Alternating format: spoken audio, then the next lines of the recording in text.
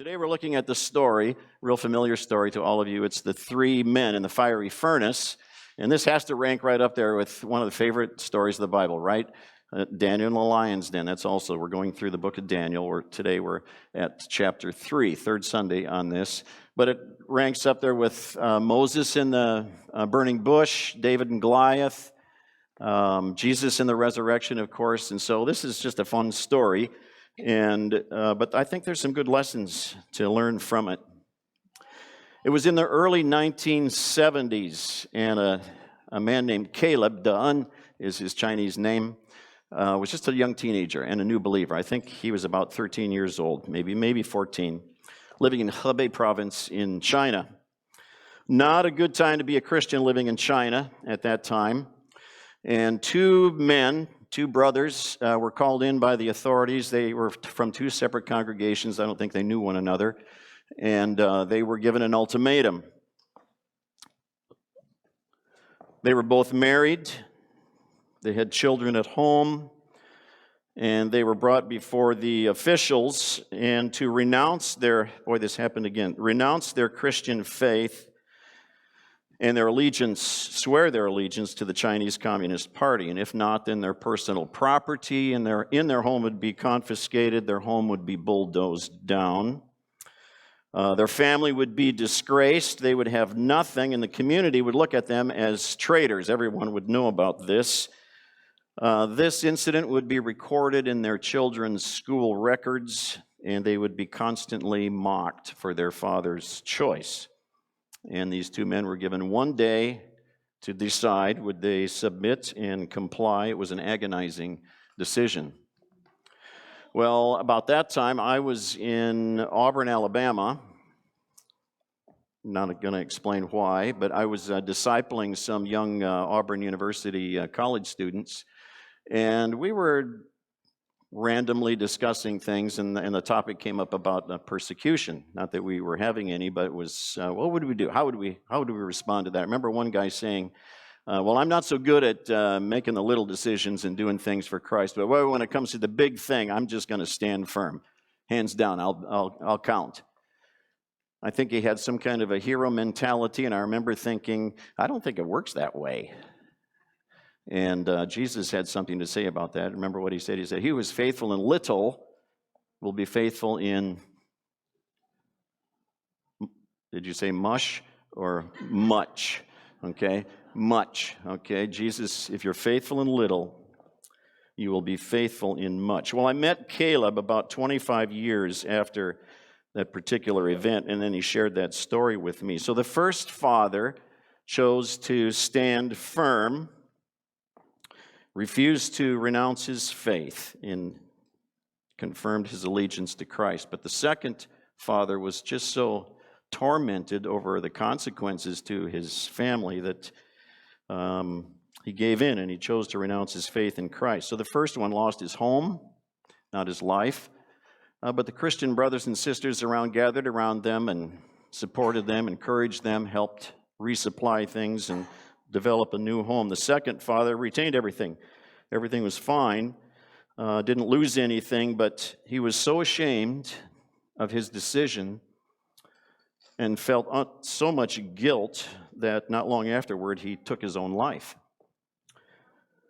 So these left a pretty profound impact on young Caleb as he listened to these stories, and he vowed he would always be prepared for the testing of his faith, because he knew consequences could be threatening, could be harsh, but he was going to stand firm. He knew God was able to protect him, but even if he did not, then Caleb was going to stand firm.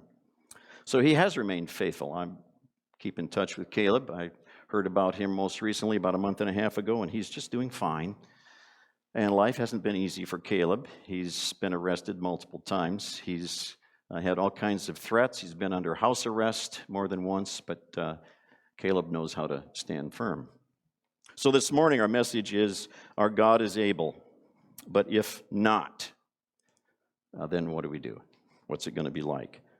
So if you have your sanctuary Bible, and that should be in a little rack right under the chair in front of you. It's on page 739. We're going to be looking at Daniel chapter 3. The story takes place, the story of the fiery furnace. The year is about 590 to 570 BC.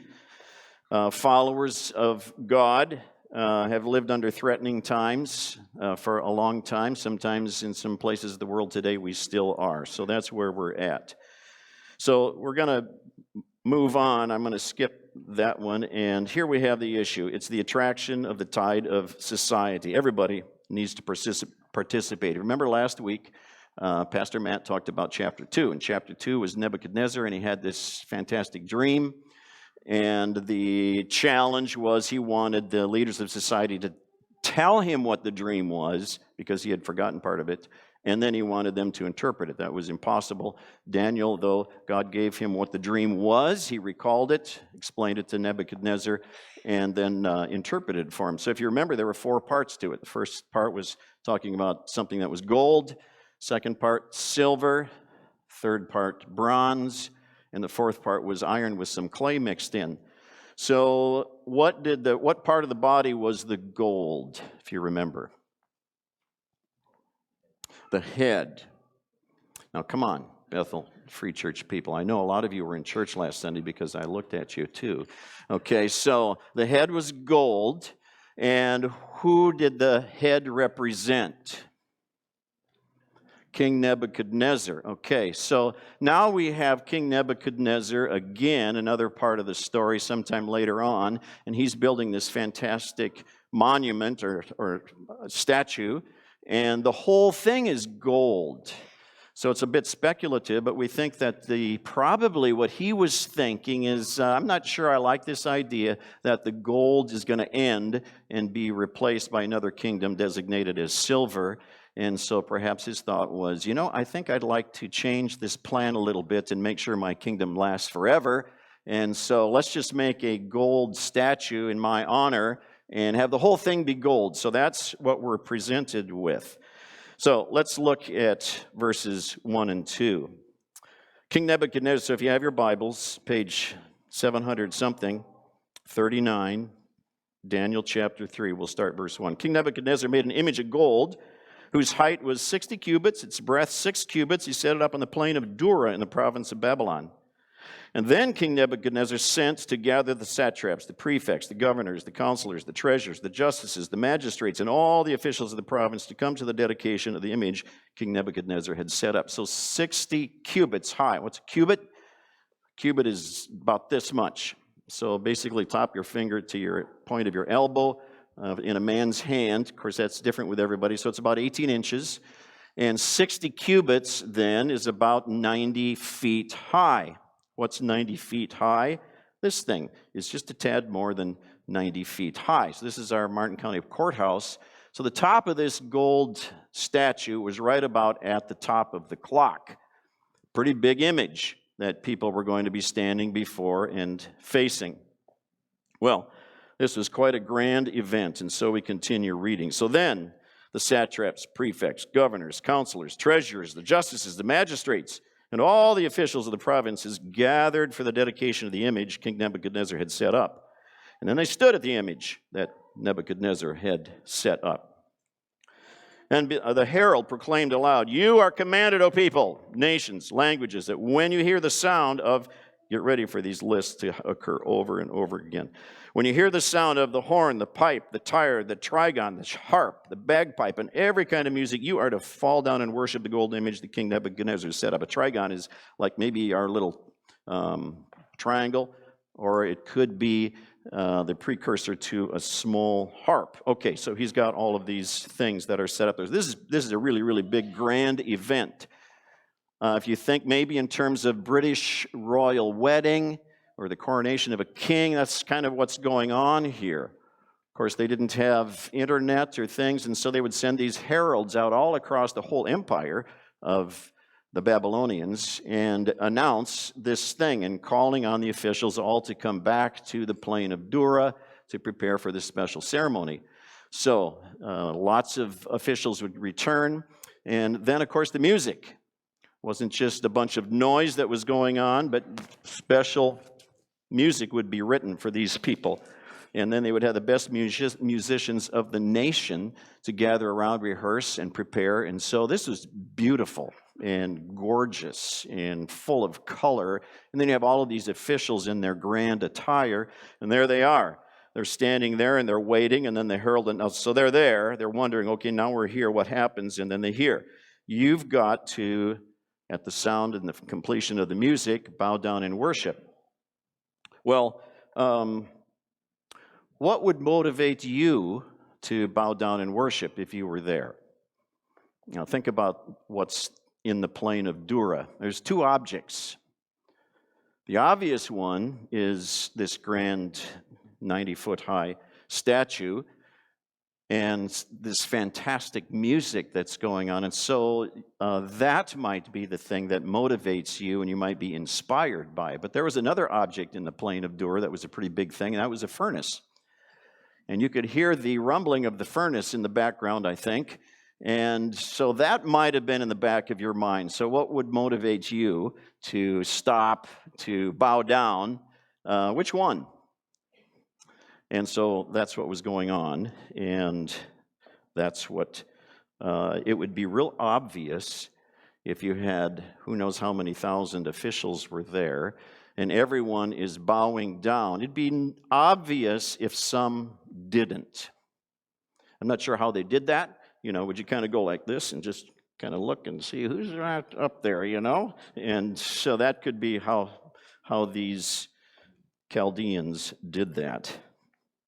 Okay, so there's a social issue and the threat that they would be cast into the fire. And so now there's an attempt to coerce the faithful. And so we have, let me back up. Yes, that's what we did. And so we have this event coming up. Where am I in my notes? Verses 8. So we have somebody that is not cooperating. Let's continue reading. So therefore at that time, certain Chaldeans, they're like astrologers, brilliant, educated men. Certain Chaldeans came forward and maliciously accused the Jews. Well, that means something to say that they maliciously accused them, because obviously there was a little bit of intrigue happening in the courts. Jealousy, envy, and they were watching. They declared to King Nebuchadnezzar, "O king, live forever. You, O king, have made a decree that every man who hears the sound of the horn, the pipe, the lyre, the trigon, the harp, the bagpipe, and every kind of music shall fall down and worship the golden image. And whoever does not fall down and worship shall be cast into a burning, fiery furnace. There are certain Jews whom you've appointed over the affairs of the province of Babylon, Shadrach, Meshach, and Abednego, to name them." Well, notice it wasn't all Jews that were not bowing down, but certain Jews. Probably lots of them thought, there's no harm in doing this. This is just a worthless image. I don't take it seriously. It's meaningless. Boy, if I don't bow down, and they glance over at that furnace, and they go, that's a pretty nasty outcome. I'm in a good position. I'm in an influential position. I'm at a place where I can make a difference.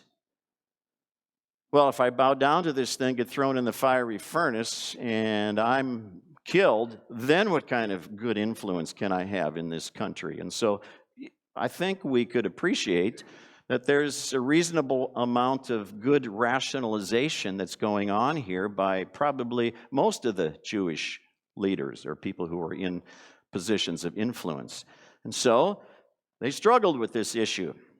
And a lot said, I don't think it's worth it, and I think the outcome would be better for our people if I just cooperate. I mean, this is meaningless obeisance to a meaningless idol. And so, probably many bowed down, but of course we know that 3 did not, and they were named. And now they are targeted. So we continue with verse 12, and then these Chaldeans say, "These men, O king, pay no attention to you. They do not serve your gods or worship the golden image that you have set up."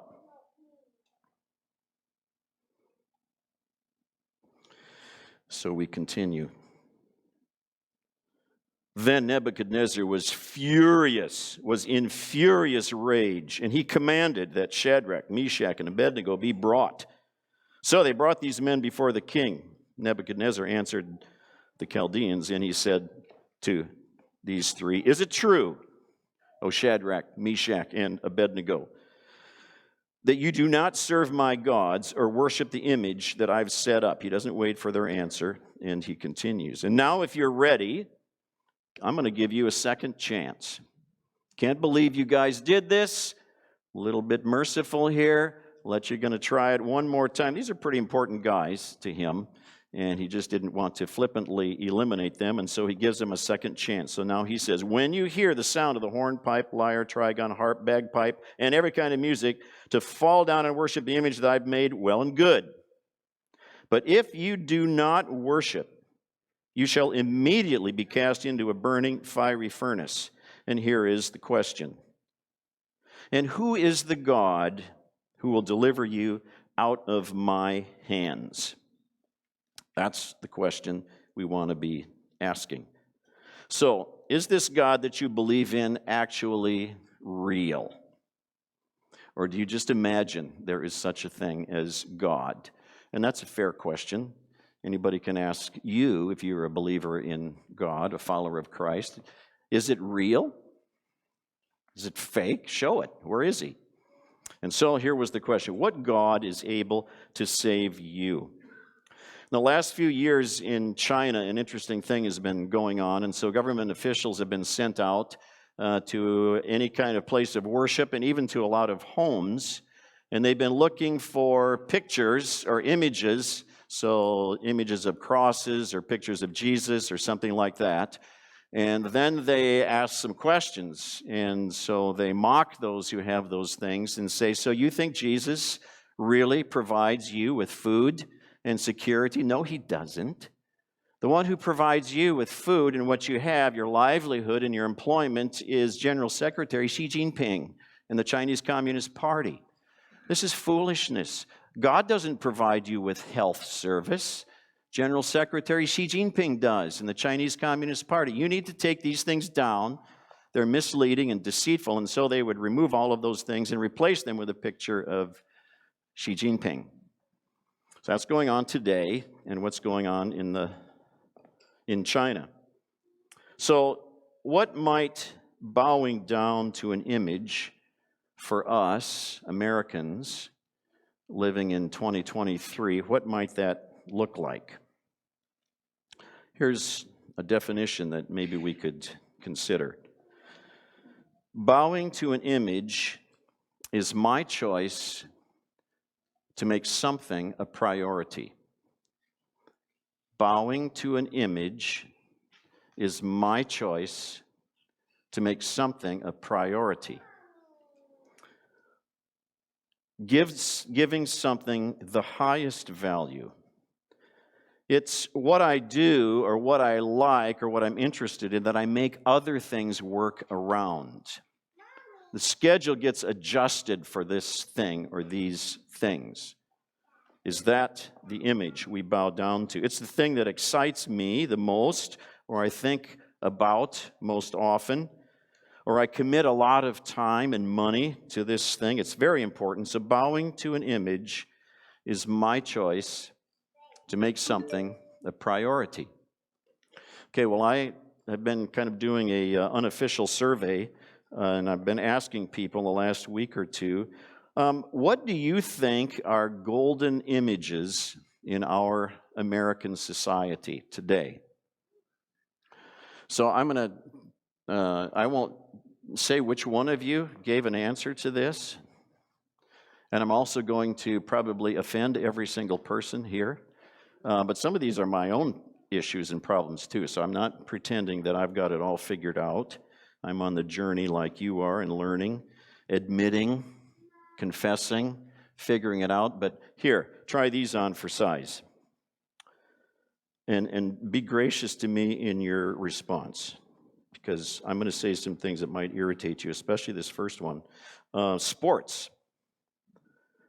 I'm a devoted Twins fan. I think it's easier that way because they kind of are just a mediocre team, and so it helps me keep it in balance, so that's good. But now for you, those of you who are Vikings fans, okay? You can admit this now. So I'm wondering, so really is your passion for the Vikings a little bit overboard? So just picture yourself, you're at home, you're with some friends, Vikings score a touchdown. What's your physical reaction to that? All right, they got it, yeah! It's excitement, a raised voice, you just get pretty crazy. You might even be Scandinavian, okay? And you just get a little overboard with something that's a sports thing. And then, now let's put you in another context. So you're admitting, yeah, you get pretty excited about things, or Timberwolves or whatever it is. Now let's put you in church. Well, would you ever be caught raising your hands in praise to God in church? No, we don't do that. I'm Norwegian, and we kind of keep things under control. And no, you don't, you moron. And look at how you behave with sports things. In a 2-year period, couldn't you get a little bit excited about maybe, how about would you dare shed a tear or two during a worship song at church because it really was moving? Or have you ever, in this sanctuary, actually, what do they call it? I forgot, there's some funny things. Have you ever done kind of a praise to God? A little cautious one, it's safe. Only the person to your right notices it. But what about a full-bore, two-hand, arms up? I do that sometimes, but I go through a mental exercise beforehand, to be honest with you, and I have to stop and say, Steve, people will notice you, Steve. Oh, yeah. And they might think you're just a little carried away there. I have to say, I don't care. It's not about them. And I just want to honor God. Okay, so sports, think about that. And your reaction, your physical reaction, we'll play around with this idea. Okay, celebrities going crazy to get an autograph, or spending money beyond your budget to just kind of get close or go to something that's a celebrity event. How about social media? I'll go fast through these. Getting preoccupied with getting likes. I don't really know what that is. I don't have that thing going on.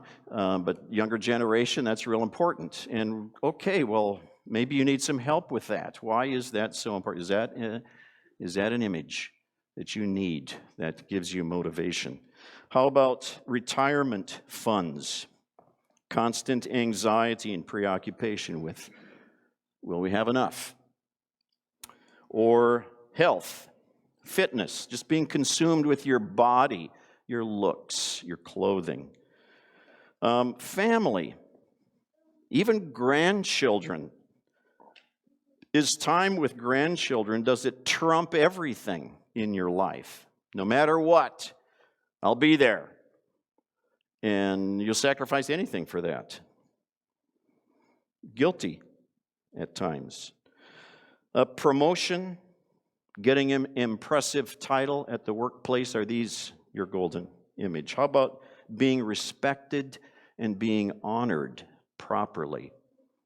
And when you're not, and when you're offended, and someone says something, and others hear it, and you are ashamed and embarrassed, and even if it's not true, you choose to retain that, remember that. You struggle with bitterness or unforgiveness. Is that your golden idol, respect and being honored? Money, sex, power, those are all things that attract us.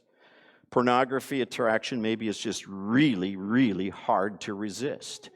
And that has evolved into your golden image. It's something you can't get away from. Maybe it's vicarious living through your children. You weren't such a good athlete in school, but boy, you're going to make sure your kid is. Well, why? What's the point? Is that an image that you're bowing before? How about, now this is going to get me in trouble. How about freedom?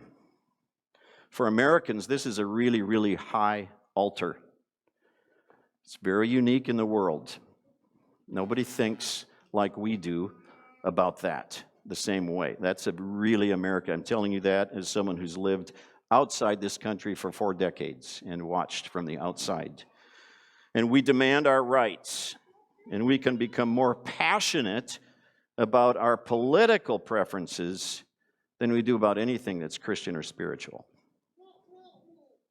Or how about me? It's just me.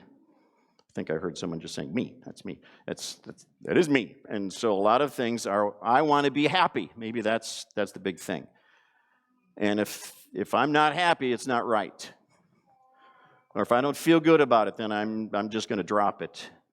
So I've stepped on lots of toes, but I've also confessed to you there are a lot of these things that I deal with, struggle with too. So we all do this. And the important thing is to stop and say, what is the golden image in my life? And we have more than one. This might be a very good lunch topic today, is to stop and just have that conversation. Well, what do you think is our golden? Does our family have a golden image that we really struggle with and get preoccupied with? So this is the challenge. What happens when we find or identify this golden image? Well, then we got to make a choice. We've got to stop and think about it. And the outcome may not always be great. The story continues, and we come to this point about these 3 guys. Now, notice this isn't about one of them, but they are companions, and so they go through this together.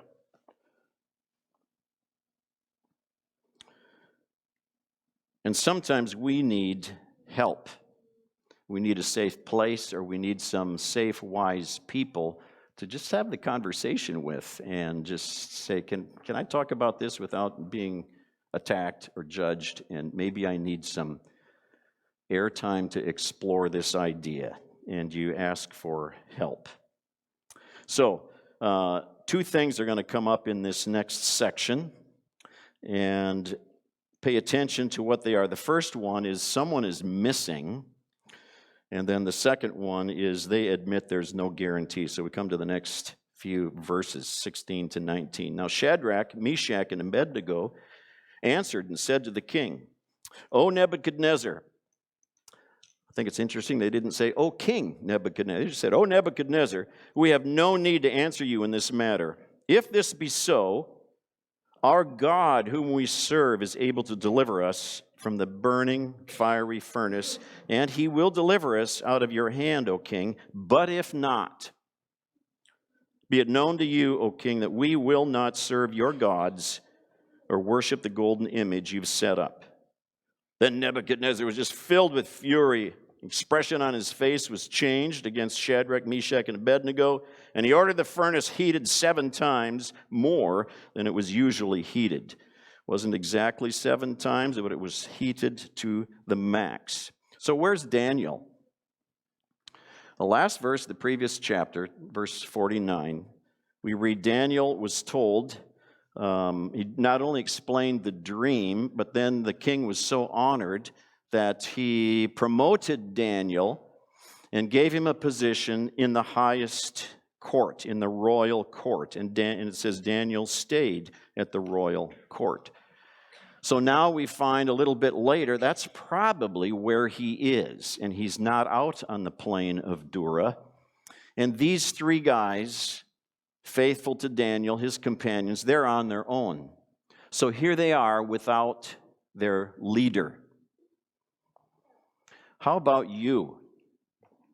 When tensions come, pressure is high, you need to make a critical choice, and your leader isn't unavailable, someone you turn to help you think through these things. Are you ready? Could you stand up? Sometimes that's intentional on God's planning. and he keeps your leader preoccupied with something so that you can stand on your own. And God would believe that you are prepared to make the right decision. And so that might be what's happening. So what are the stakes for these three guys? Well, I'm giving you a second chance, or you're going to be burned alive. They can't say, wait a minute, well, we'd like to discuss this among ourselves and make sure we're all on the same page. That didn't happen. They were ready and prepared to suffer the consequences. It's fascinating to me that on the principle of being faithful to God and not worshiping another image, they were ready to give up their lives and lose all of their influence and position. So, second thing is there's no guarantee that this would lead to a wonderful outcome. The king asks, verse 15, "Who is the God who will deliver you out of my hands?" And someday we might face a decision like that. Maybe our government, like what's going on in China. The question is who is the God who will deliver you out of our hands? And we must choose how we will respond. So their immediate answer is, God is able, but if not. Let's move on. And so now we have this fascinating experience. And so he ordered some of the mighty men of his army to bind Shadrach, Meshach, and Abednego and to cast them into the fiery furnace. Then these men were bound in their cloaks, their tunics, their hats. This isn't really a hat. Think of a turban, more likely. Middle Eastern turban kind of thing, and their other garments, and they were thrown into the burning fiery furnace. Because the king's order was so urgent and the furnace overheated, the flame of the fire killed the men who took up Shadrach, Meshach, and Abednego. And these three men, Shadrach, Meshach, and Abednego, fell bound into the burning fiery furnace. Well, then King Nebuchadnezzar was astonished, and he jumped out of his chair, he rose up in haste, and he declared to his counselors, "Didn't we cast 3 men bound into the fire?" And they said to the king, "True, O king." And he answered and said, "But I see 4 men unbound walking in the midst of the fire, and they're not hurt. And the appearance of the 4th is like a son of the gods, or a son of deity." So here's what goes on. Their defiance enraged the king. The furnace is heated to the maximum. 3 are fully dressed in their attire, tied up, thrown in. The great heat burns up the strong soldiers that tossed them. The 3 aren't harmed. They're standing upright in this furnace. One thing only is burned up, and that's the ropes that bound them. They weren't hopping on hot coals, but they were walking around and talking, and a 4th one appeared to them, a son of the gods or a son of deity. Nebuchadnezzar equates this to maybe an angel who might have been. We don't really know, and it could be that was the presence of Christ in that moment. And so the announcement continues, and Nebuchadnezzar makes an interesting declaration. Earlier, he said, "And what God is able to save you?" And he answers his own question right here. Then Nebuchadnezzar came near the door of the burning fiery furnace, and he said, "Shadrach, Meshach, and Abednego." Here's the answer to his question. "Servants of the Most High God, come out and come here." Notice he didn't ask the 4th one to come out. Might have been a tad intimidated by that one. Then Shadrach, Meshach, and Abednego came out from the fire. And the satraps, prefects, governors, king's counselors gathered together and saw that the fire had not had any power over the bodies of those men. The hair on their heads wasn't singed. Their cloaks were not harmed, and no smell of fire had come upon them. Nebuchadnezzar answered and said, "Blessed be the God of Shadrach, Meshach, and Abednego, who sent his angel and delivered his servants who trusted him and set aside the king's command and yielded up their bodies rather than serve and worship any god but their own. Therefore I make a decree, any people, nation, or language that speaks anything against the God of Shadrach, Meshach, and Abednego shall be torn Pretty serious business here. Limb from limb, and their house is laid in ruins, for there is no other God who is able to rescue in this way. And the final verse says, Then the king promoted Shadrach, Meshach, and Abednego in the province. So here's some of our question that we end up with. Application. So what? What do we want to learn from this? Here's a question for you to think about. How are you doing in the little areas of your life?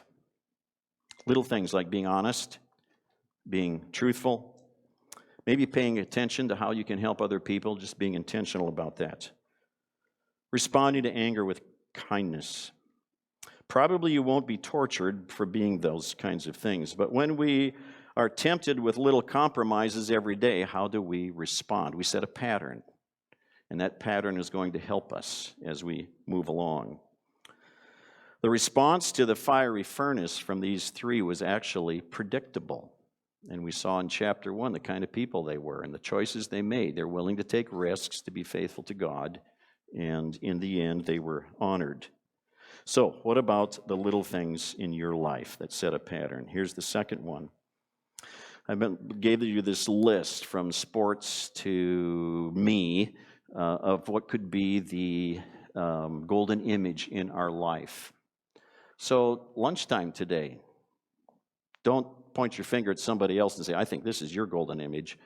Just think about you and what might it be and label it. I've been thinking about it this week and wondering, I wonder if I need to make a little change in something in particular. Just think of one area. Don't try to deal with everything, but be realistic and ask God to help you get a perspective on it. Finally, the goal of our life is not to avoid fiery furnaces. Not all the Jews resisted. And those who gave in were fearful of the fiery furnace and the bad outcome. The goal isn't to avoid bad outcomes. The goal is to be faithful. And when we're faithful, then there is no smell of fire. And that's what we want. Let's pray together. Father, thank you for this ancient story that we can learn so much from. Prompt our minds, our thoughts. Help us to identify what might be a golden image in our life. And give us the courage to learn how to respond. Stand with us. Help us to lean into your grace and your power and presence. For we ask it in Christ's name. Amen.